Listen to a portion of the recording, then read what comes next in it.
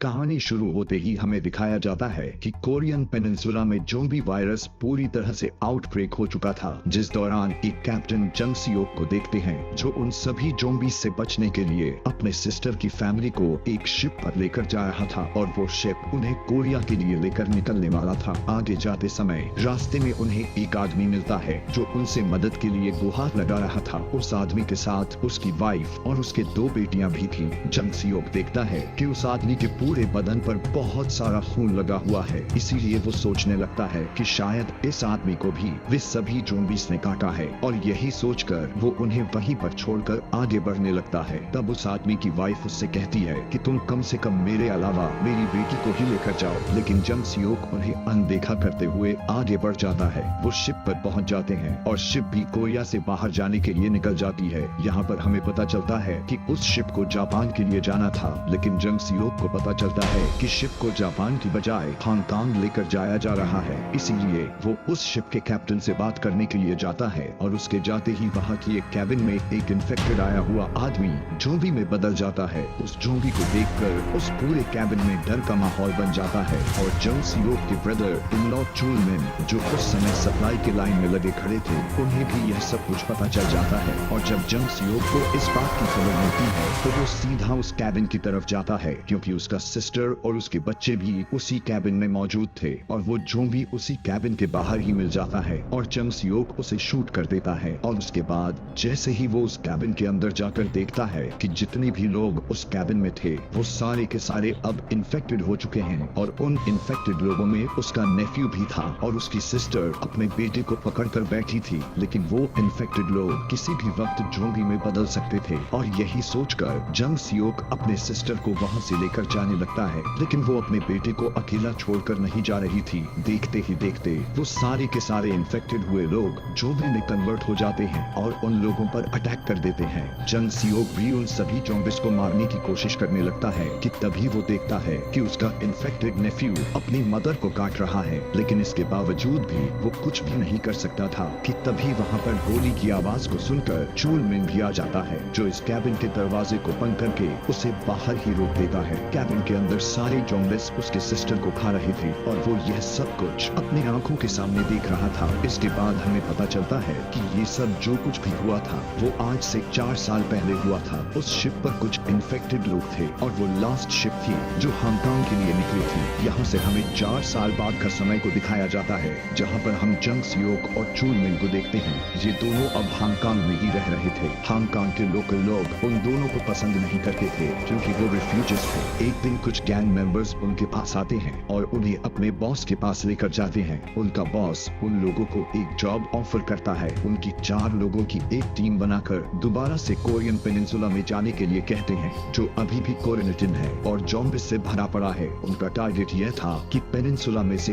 एक food truck को बाहर निकालना था, जिसमें लगभग $30 मिलियन से भरे पड़े थे और शर्त यह रख दी गई थी कि काम को पूरा कर लेने के बाद उन मेंबर्स को भी $2.5 मिलियन भी दिए जाएंगे। और इसी के साथ ही वो उन्हें उन सारे ज़ोंबीज़ से बचने के लिए कुछ इंस्ट्रक्शंस भी बताता है कि ज़ोंबी को रात में नजर नहीं आता और रात में वो ज़ोंबीज़ आवाज को फॉलो करते हुए लोगों पर अटैक करते हैं। इसीलिए वो कहता है कि इस काम को रात में आसानी से किया जा सकता है। उन्हें 2 सैटेलाइट फोन को देकर शिप के थ्रू बताई गई लोकेशन पर पहुंचा दिया जाता है और जब वे सभी सर्वाइवर अपना मिशन को कंप्लीट कर लेते हैं तो वापस आते समय इस सैटेलाइट फोन का इस्तेमाल कर सकते हैं। वो सभी सर्वाइवर उस जगह पर पहुंच जाते हैं जहां पर वो ट्रक खड़ा हुआ था। तब जंग सियोक उस ट्रक के पास जाकर चेक करता है। तब उसे पता चलता है कि वो ट्रक तो उन लोगों का नहीं है। जंग सियोक जब ट्रक को चेक करने के बाद वापस आ रहा था कि तभी उसे किसी की आवाज आती हुई सुनाई देती है। वो देख पाता है कि एक बिल्डिंग जो गिरी हुई है और उसमें ज़ोंबीज़ भरे पड़े थे और वो बिल्डिंग ग्लास की थी, इसलिए उसमें सारे के सारे ज़ोंबीज़ दिखाई दे रहे थे और उस ग्लास का कोई भी भरोसा नहीं किया जा सकता था कि कब वो टूट जाए और सारे ज़ोंबीज़ बाहर आ जाएं। यह देखकर जंग सियोक जल्दी से आकर गाड़ी में बैठ जाता है और वे सभी फिर से अपने टारगेट के लिए निकल जाते जाते हैं। कुछ दूरी पर उन्हें एक और ट्रक नजर आता है और इस बार जंग सियोक अकेला नहीं जाता, उसके साथ चूलमिन और उसके साथ उसका एक और पार्टनर भी जाता है। वहाँ पर वो लोग अकेले नहीं थे, कोई और भी था जो उन लोगों पर नजर बनाकर बैठा हुआ था। जब वे सभी ट्रक को खोल कर देखते हैं तो उन्हें पता चलता है कि वो तो पूरा का पूरा ट्रक पैसों से भरा हुआ है। यहाँ पर ट्रक को ढूंढने का मिशन तो पूरा हो जाता है और अब वहाँ से निकलने का टाइम हो चुका था। वो देखते हैं कि उस ट्रक का ड्राइवर भी एक ज़ॉम्बी में बदल चुका है और इन्हें लगता है कि शायद वो मर चुका है, लेकिन यह सोच तो उनके लिए गलत साबित होने वाली थी। जैसे ही चूलमिन ट्रक के अंदर जाने लगता है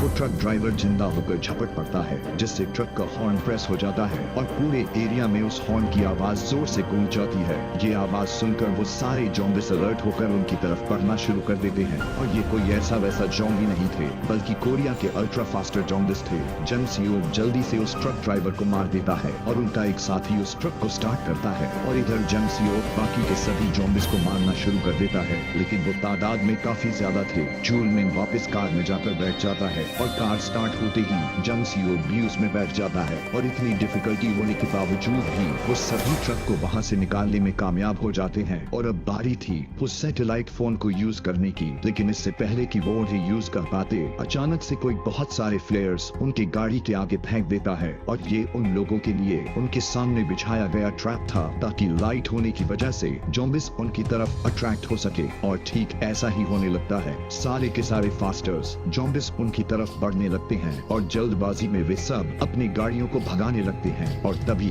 उनकी कार क्रैश हो जाती है और उनका ट्रक भी उससे टकरा जाता है और जंग सियोक सीधा ट्रक से बाहर जाकर गिरता है। वो देखता है कि उसकी तो तीनों साथी मर चुके हैं, लेकिन असल में तो ऐसा नहीं था। चूलमिन जल्दी से ट्रक के पीछे वाले डब्बे में घुस गया और ट्रक ड्राइवर भी अभी जिंदा था, लेकिन जंग सियोक के पास इतना समय नहीं था कि वो उन्हें चेक कर सके, क्योंकि ज़ॉम्बीज़ ने चारों तरफ से उसे घेर रखा था और उनसे लड़ते हुए एक समय ऐसा आता है कि वो अपना हार मान जाता है कि तभी हम देखते हैं कि उसके आगे एक कार आकर उसकी हेल्प करती है। वो देखता है कि उस कार में बैठी एक लड़की जो ड्राइव कर रही थी, उसके साथ उसकी छोटी बहन भी बैठी हुई थी। वो जंग सियोक को कार में बैठाकर वहाँ से निकलते हैं, लेकिन ज़ॉम्बीज़ हर तरफ फैले हुए थे। हम देखते हैं कि बड़ी मुश्किल से जियोंग अपने कार को बचाकर वहाँ से निकल जाती है। जियोंग काफी खामोशी से अपने कार को एक ब्रिज के नीचे पार्क कर देती है, क्योंकि सामने ज़ॉम्बीज़ का एक बहुत बड़ा झुंड था। अब यहाँ पर जियोंग की छोटी सिस्टर अपनी स्किल को यूज करते हुए अपनी रिमोट कंट्रोल को गाड़ी से बाहर निकालती है, जिस पर उसने काफी हैवी टेक्नोलॉजी लगाई हुई थी। उससे वो ज़ॉम्बीज़ का ध्यान भटकाने लगती है और वो लोग सही सलामत वहाँ से निकल जाते हैं। फिर वो अपने घर पहुँच जाती हैं, जहाँ पर उनकी मदर और फादर रहते थे। यहाँ पर पता चलता है कि ये दोनों हस्बैंड वाइफ वही लोग थे जिन्हें 4 साल पहले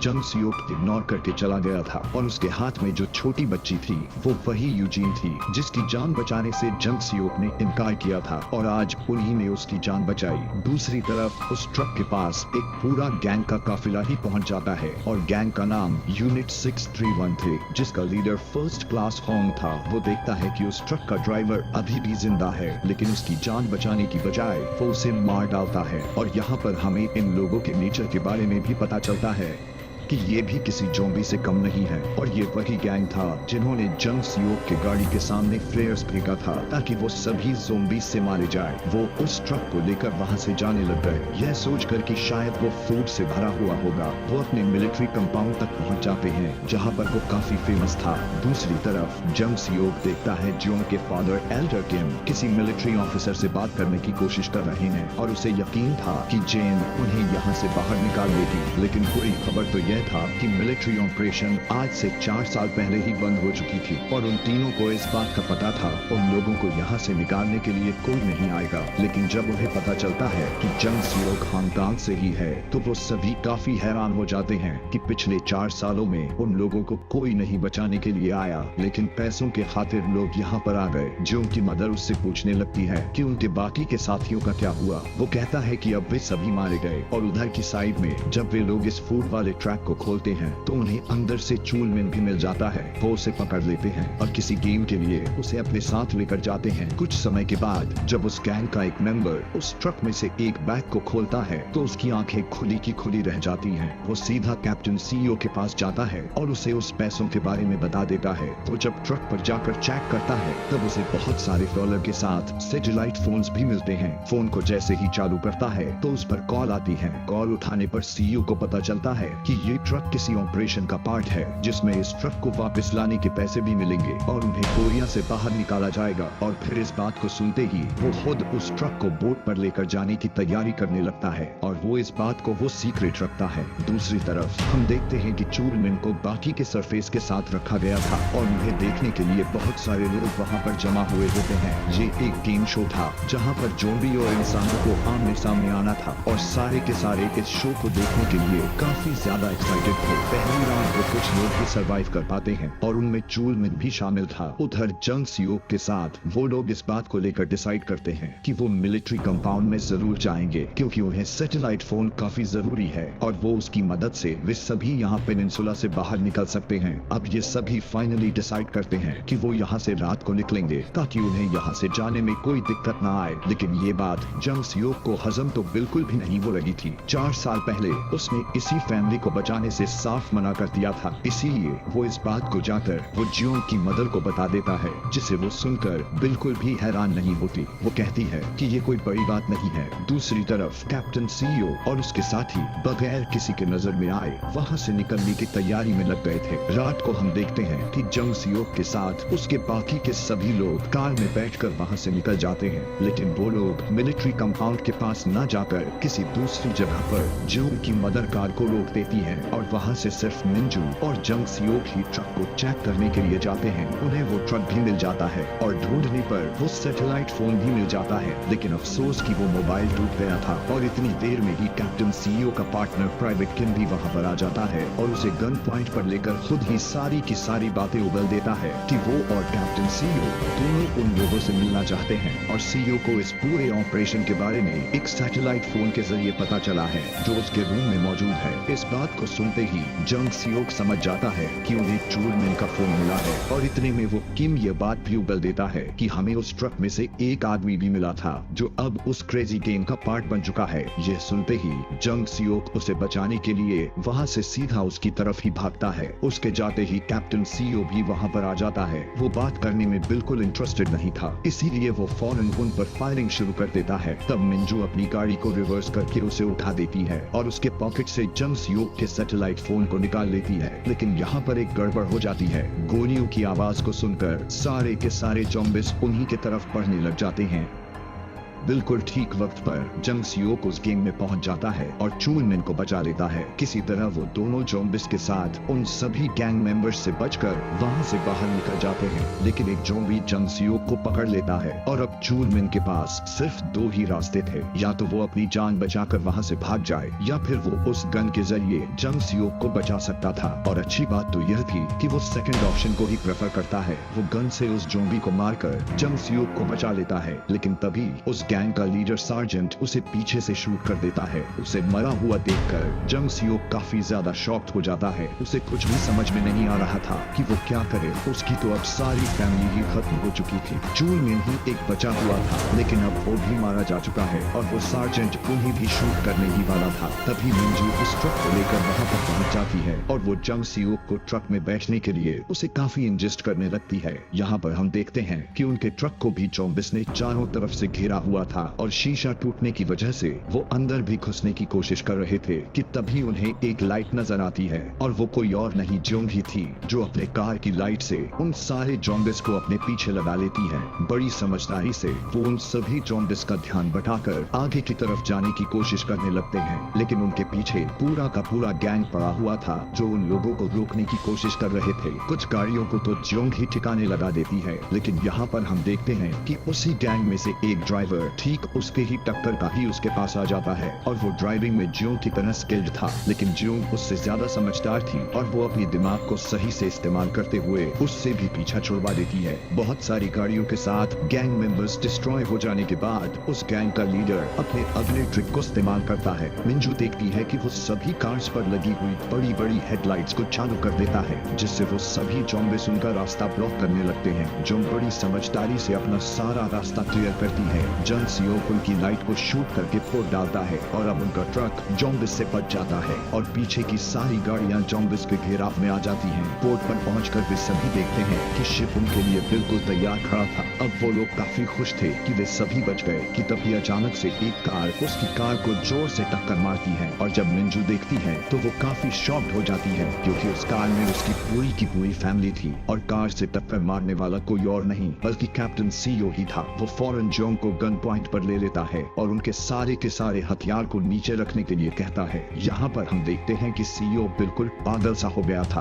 और वो जोंग को कभी भी मार सकता था। यहाँ पर हम जोंग की छोटी बहन को देखते हैं जो वो अपने दिमाग का इस्तेमाल करके वो अपने रिमोट कार से उसका ध्यान भटकाती है और जोंग बिल्कुल आजाद हो जाती है। लेकिन सीओ यूजीन यानी उस छोटी बच्ची को देख लेता है और वो उस पर गोली चलाकर जैसे ही मारने वाला था कि तभी सामने से एक आदमी आ जाता है जो कि उसी गैंग का था और गोली उसे ही लग जाती है। मिंजू जल्दी से अपनी गन को उठाकर उसे मारने वाली थी लेकिन उससे पहले ही सीओ उसके पैर पर शूट कर देता है और ट्रक लेकर वहाँ से भाग जाता है। वहाँ से जाने का टिकट भी उसके पास मौजूद था और एक बार फिर से वो लोग पेनिनसुला में ही फंस जाते हैं। वो ट्रक लेकर शिप पर पहुंच जाता है और वो लोग चेक करते हैं कि ट्रक में गैस है भी या नहीं। यहाँ पर हम देखते हैं कि ट्रक को रिसीव कर लेने के बाद भी वो अपना वादा पूरा नहीं करते और वो सीईओ को शूट कर देते हैं। लेकिन अभी सीईओ जिंदा था। वो उस ट्रक को रिवर्स करके फुल स्पीड में ट्रक को चला डालता है और वो ट्रक शिप से बाहर आ जाता है। दरवाजा खुलते ही सारे के सारे ज़ॉम्बिस अंदर आने लगते हैं और इतने सारे ज़ॉम्बिस को कंट्रोल कर पाना उनके लिए काफी मुश्किल था। सीईओ खुद और उन लोगों को साथ में लेकर डूब जाता है और इधर से जंग सियोक के साथ बाकी की फैमिली भी देख रही थी। अब यहाँ पर हमें पता चलता है कि जब कैप्टन सीईओ यूजीन को शूट कर रहा था तो उसके सामने आने वाला आदमी कोई और नहीं बल्कि उसके फादर एल्डर किम ही थे जो अब धीरे धीरे अपना दम तोड़ रहे थे, जिसके बाद वो मर जाता है। उसके मरते ही एक मिलिट्री चॉपर वहां से गुजरने लगता है और वो सब उसे सिग्नल करके रोक लेते हैं। ज़ॉम्बिस भी उनकी तरफ बढ़ रहे थे लेकिन मिंजू इंजर्ड होने की वजह से भाग नहीं सकती थी और इस बार वो जंग सियोक से प्रॉमिस करती है कि अब वो उसकी बेटियों की हेल्प जरूर करेगा। जंग सियोक उनकी दोनों बेटियों को चॉपर की तरफ लेकर जाता है और पीछे से वो उन ज़ॉम्बिस का मुकाबला करती है। हम देखते हैं कि वो एक ट्रक में बैठकर उसका हॉर्न प्रेस कर देती है जिससे सारे के सारे ज़ॉम्बिस उसकी तरफ आ जाते हैं। चॉपर पर पहुंचकर वो देखते हैं कि उनकी मदद करने वाली कोई और नहीं बल्कि वो मेजर जेन थी जिसका उनके फादर ने उसके आने की जिक्र भी किया था, जो उन्हें कहती है कि वो उनकी मदर की हेल्प करे। लेकिन वो सोल्जर इस काम के लिए मना कर देती है क्योंकि सारे के सारे सिचुएशंस उनके हाथ से बाहर हो चुके थे। तभी जोंग उसी के गन को निकालकर उसे गन पॉइंट पर ले लेती है और कहती है कि वो अपने मदर के बगैर यहाँ से नहीं जाएगी। लेकिन तभी वो देखती है कि उसकी मदर सुसाइड करने ही वाली है, जिसे देखकर जोंग बिल्कुल पागल सा हो जाती है, जिस पर जेन कहती है कि तुम्हारी मदर बिल्कुल सही कर रही है, यही उनके लिए बेहतर है। ये दोनों गले लगकर रो रही थी। जंग सियोक को भी देख रहा था बिल्कुल वैसे ही जैसे वो अपने बहन को मरते हुए देखा था, लेकिन वो उन लोगों में से था जो लोग कहते हैं कि कोशिश तो की थी लेकिन कुछ भी नहीं हुआ। लेकिन इस बार वो बस देखता नहीं बल्कि कोशिश करने के बारे में सोचता है और उसे देखकर मिंजू भी अपने डिसीजन बदल लेती है क्योंकि अब जीने की उम्मीद उसे भी नजर आ रही थी। जो पहले ऐसा नहीं लग रहा था वो फौरन बैकफायर करना शुरू कर देती है और इतनी ही देर में कि वो चॉपर तक पहुंच सके। जंग सियोक उन ज़ॉम्बिस से मुकाबला करता है। इतनी कोशिश करने के बावजूद भी फाइनली उनकी मदर बच जाती है। वो चारों बिल्कुल सुरक्षित तरीके से उस चॉपर में आकर बैठ जाते हैं और फाइनली सेफली तरीके से पेनिनसुला से बाहर निकल जाते हैं। और इसी के साथ यह कहानी यहीं पर खत्म हो जाती है। Thanks for watching.